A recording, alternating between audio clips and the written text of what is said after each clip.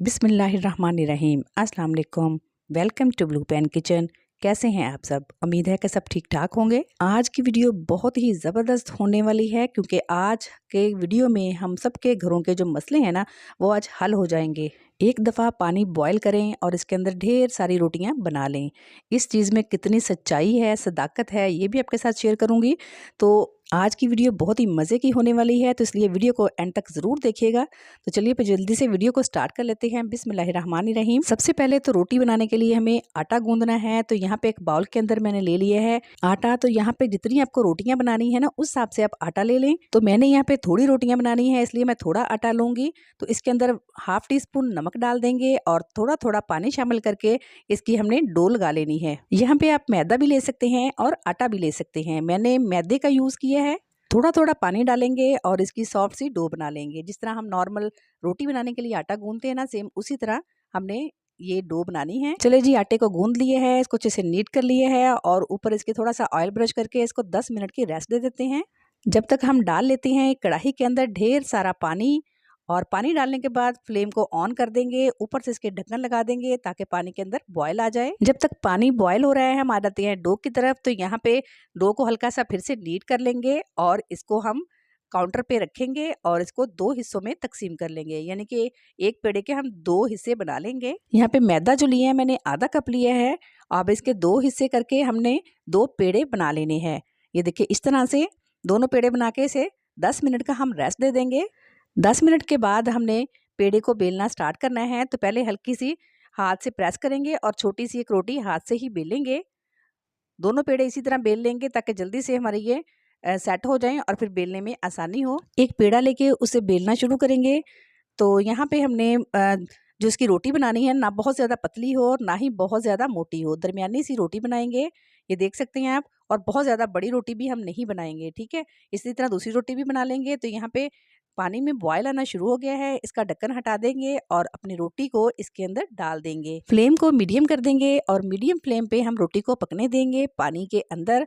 और फ़ौरन से इसके अंदर चम्मच नहीं चलाना क्योंकि रोटी जो है ना बहुत सॉफ्ट हो जाती है और टूट जाएगी जल्दी से। जब ये रोटी पकना स्टार्ट हो जाएगी ना तो ये खुद ही ऊपर आने लग जाएगी।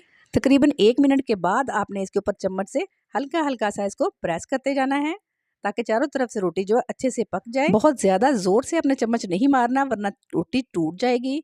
तो ये देखिए एक तरफ से ये पक चुकी है। अब इसकी साइड चेंज करेंगे और बहुत एहतियात से करेंगे और फिर दूसरी साइड से भी इसको पकाएंगे। तकरीबन 4 से 5 मिनट लगते हैं इसको पकने में। तो चलें जी, रोटी जो है पक चुकी है, बड़ी एहतियात से इसको निकालेंगे और इतनी सॉफ्ट हो जाती है कि जितनी भी एहतियात करें फिर भी हल्की सी ये देखें टूट गई है। तो इसी तरह दूसरी रोटी भी मैं बना लूँगी। रोटी को ठंडा कर लेंगे और ठंडा करके इसके ऊपर ऑयल ब्रश कर देंगे ताकि ये चिपके नहीं। तो अब यहाँ पे रोटी के हम साइड साइड जो है ना फोल्ड करके डबल कर लेंगे और फिर इसकी छोटी छोटी जो है ना बारीक बारीक सी स्ट्रिप काट लेंगे। तो ये देखिए इस तरह से बारीक बारीक लंबी लंबी सी स्ट्रिप काट लेंगे। अगर आप छोटी साइज़ में बनाना चाहते हैं तो रोटी को सेंटर से हाफ करके फिर आप बना सकते हैं। ये देख सकते हैं थोड़ा सा आपको कट करने में मुश्किल होगी क्योंकि चिपकती है ना रोटी इस वजह से, लेकिन फिर भी बहुत ही आसानी से ये कट हो जाती हैं। तो आप देख सकते हैं यहाँ पे दोनों रोटियों को मैंने इस तरह स्ट्रिप में काट लिया है और ये आपको चिपकती हुई नजर आ रही है, लेकिन इससे कोई फर्क नहीं पड़ता।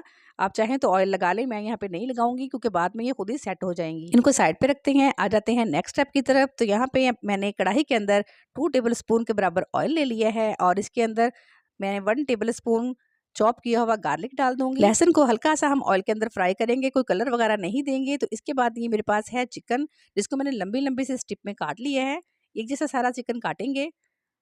तो आधा कप के करीब ये चिकन है, इसको भी हम ऑयल के अंदर डाल देंगे और हमने फ्राई करना है चिकन को भी जब तक कि चिकन का कलर वाइट नहीं हो जाता। तो यहाँ पे देख सकते हैं कि चिकन जो है अच्छे से फ्राई हो चुका है, इसका कलर भी वाइट हो चुका है। इसको बारीक सा और लंबा सा काटा हुआ है इसलिए बहुत जल्दी ये चिकन गल जाएगा। इसके अंदर पानी वगैरह डालने की ज़रूरत नहीं।